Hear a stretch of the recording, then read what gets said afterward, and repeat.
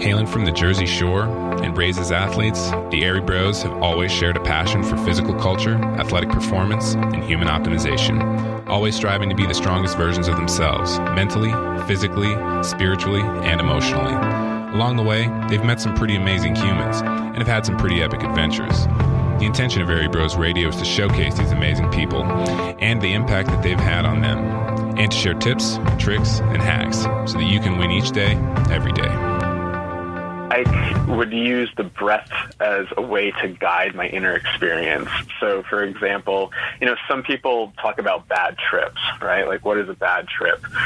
Well, we like to reframe what is a bad trip to a really difficult emotion or difficult experience.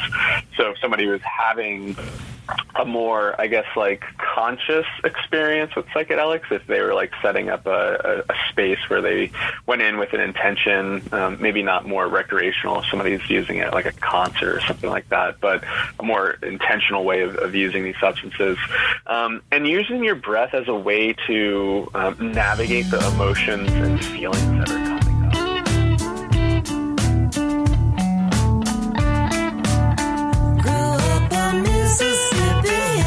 Tripping LSD, smoking stills of season, drinking mushroom tea, drinking mushroom tea. What up, y'all? This is Airey Bros Radio, and this is episode 22 with Kyle Bowler from Psychedelics Today. Jimmy, you excited as I am to bring this one to the people today? Yeah, I am super stoked to put this information out there, to put Kyle out there. We're about to educate the masses of Airey Bros Radio. We're about to turn it on its head, dude. Just everything we're about in an educational setting, using the proper terms, proper terminology, and someone who's super educated on the manner of psychedelics and how to use psychedelics to up your game, up your life, maybe get off pills or what have you. So, yeah, I am super stoked for today's podcast. How about you, Big Rich? Yeah, this is a great conversation, and we've been sitting on this one for a minute and just been chomping at the bit to bring it out and present it. We've got some crazy things that we do, and some people might not understand what we do, but we're trying to present information so that people smarter than us that are more well-read and researched in these topics can shed the light on what they've got going on at Psychedelics Today. And Psychedelics Today is about educating people about the safety and the responsible use of psychedelics, but also the benefits, and there are many benefits that can come from it. There are some dangers for some people, and you definitely have to be aware of what you're doing and have to have intention with what you're doing. But I think Kyle and his partner Joe over at Psychedelics Today and their podcast and their workshops and their educational platforms are slowly but surely educating the masses. And this was a great conversation. We covered, we went really in depth on breath work and the things that you can do with breath work. And then we got into some of the benefits that, come from psychedelics, how Kyle got into psychedelics, and, interesting that we kind of have some similar experiences in terms of, Kyle and I both have had, near-death experiences, and, that's always one of the things that I'm constantly trying to wrap my head around is, what does this all mean? What is the purpose?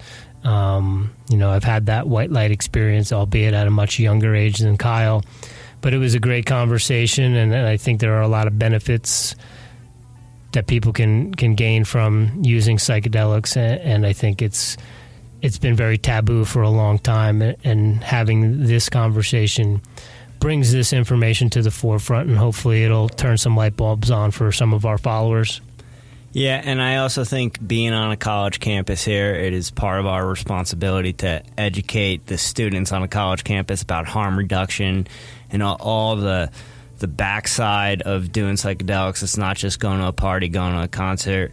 There's actually work going on here, just as much work as if you were going to go to a doctor and talk. You're taking the doctor out of the equation, and you're having those personal talks, those personal experiences. So to have Kyle on, talk about the back end of things, talk about harm reduction, Man, I'm super stoked for this podcast and just who it's going to serve and just opening up people's minds. So let's get it out there, Richie Rich. Yeah, let's get into it.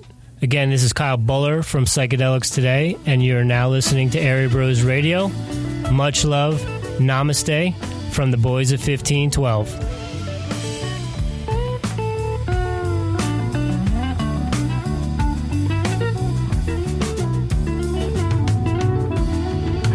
This is Kyle Buller from Psychedelics Today, and you're now listening to the Airey Brothers Radio.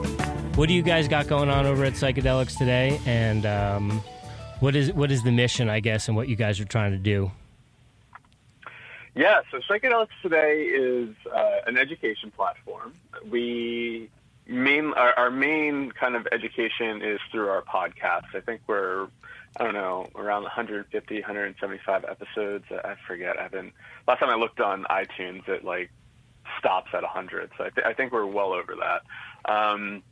And so our mission really began with Joe and I have similar breathwork teachers that we study with in Vermont, and this project really got started when we started chatting. Our teachers put us in contact and said, hey, you guys really need to just talk to each other. You guys have a lot of similar interests. You guys both like snowboarding and, this and that, and in the breathwork space. So we connected, and, I think Joe had some audio, and we had some other people that went to our teachers' workshops that captured audio, and we really wanted to kind of create an archive of breathwork and some of the work by Stanislav Grof, who's a Czechoslovakian-American psychiatrist who is a pioneer in LSD research and is also one of the creators. He created this breathing technique called Holotropic Breathwork with his wife, Christina Grof, as well. And we wanted to just start to bring the conversation of holotropic breathwork back into the psychedelic space. And that was our original mission, was to just kind of bring Groff's work back in the conversation along with breathwork, because breathwork is this really interesting technique that fosters a non-ordinary state of consciousness and can be somewhat similar to the psychedelic state or experience. And we just found that it was really interesting that, when we go to these conferences, these psychedelic conferences, sometimes people would be interested in it and they didn't really talk about it. And we just thought that was really interesting because Stan was like a huge pioneer in doing LSD research back in the 50s and 60s, and LSD and psilocybin and some of these other psychedelic compounds. And so, our mission has shifted a little bit. It's mostly in the education space, and we're still focused on breathwork. Breathwork is definitely one part of our mission, is to be able to host breathwork trainings and events and to bring the conversation of breathwork back into this psychedelic space.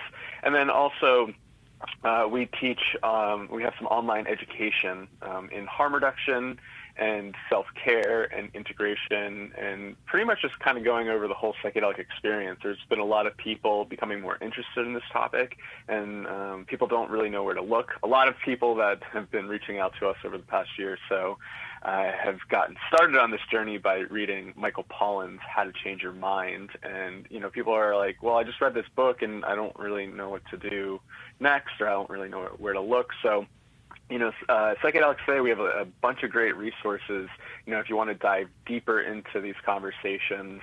Some of our podcasts are a little bit, I guess you would say, like medium to high level. So you're not going to get a full intro of what, we would be speaking in more technical terms and not really defining some of that stuff. So, if you don't know what DMT is, then maybe some of our conversations might be a little out there.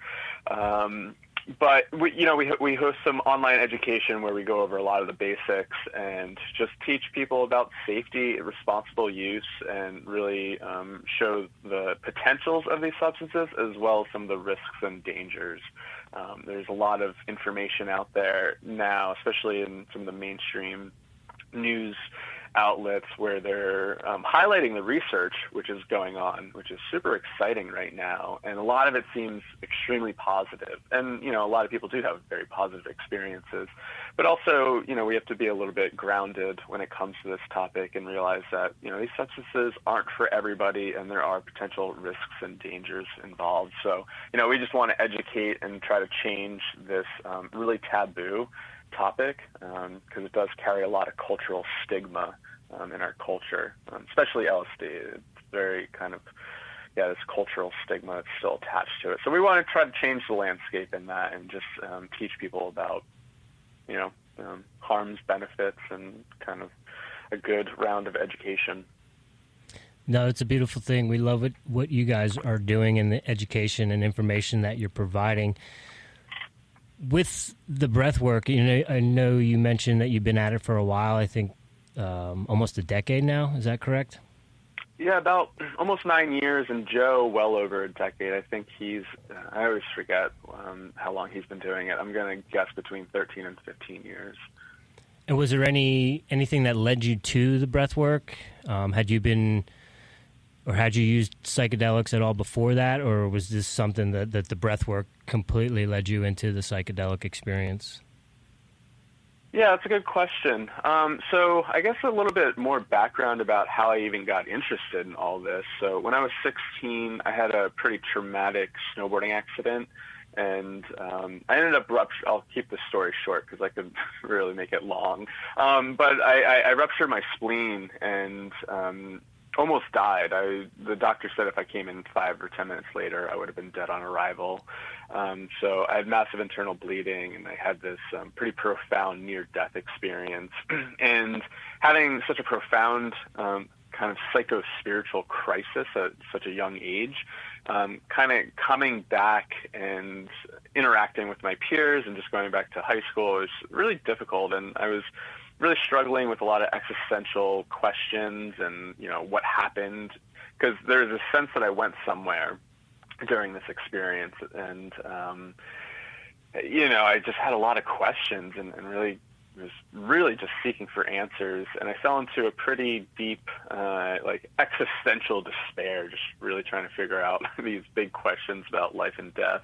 And that led me to some self-experimenting around 18 or 19, and it was mostly just in the form of I wanted to escape because I was just dealing with such depressive thoughts and kind of a lot of suicide ideation as well, just because I think I was associating this experience with dying was really peaceful for me, and I kind of accepted it, and coming back here was really difficult. So I think the escaping, and I was tying death to a very peaceful state and kind of wanting to return to that at times.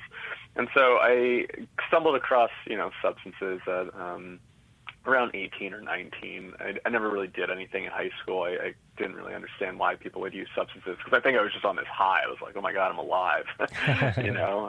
This is pretty amazing. Why do we need to alter our consciousness? And then, that high finally subsided. But I had a really profound experience with psilocybin, which is, or magic mushrooms, as most people know them as. And it really shifted. It helped me kind of reprocess my trauma and helped me kind of relive this near-death experience and helped me kind of contextualize what was going on during that time. And the experience just completely fascinated me, and it totally did a 180 on my life. I felt pretty directionless and really didn't know what I was doing. And then I had this experience, and I just became so interested in consciousness and the mind and wanting to explore these states. And, obviously what is life and death, and what is consciousness? What are we all doing here? And so that experience got me wanting to go back to school. And so, I took 4 years off after high school, and I found a program in Burlington, Vermont that had a transpersonal psychology program. And transpersonal psychology is a field, it's a discipline of psychology that incorporates a lot of spiritual experiences and experiences with non-ordinary states of consciousness. And one of the founding theorists was Stanislav Grof, who is this pioneer in psychedelic research. And so when I went to the school, I went in there wanting to study near-death experiences, consciousness, psychedelics, and everything, that kind of falls under that. And there was a 1-credit weekend workshop for holotropic breathwork. And, I saw Stan's name on there, and I was already like a huge fan of his work, and I was like, I got to sign up for this. And I was pretty skeptical. I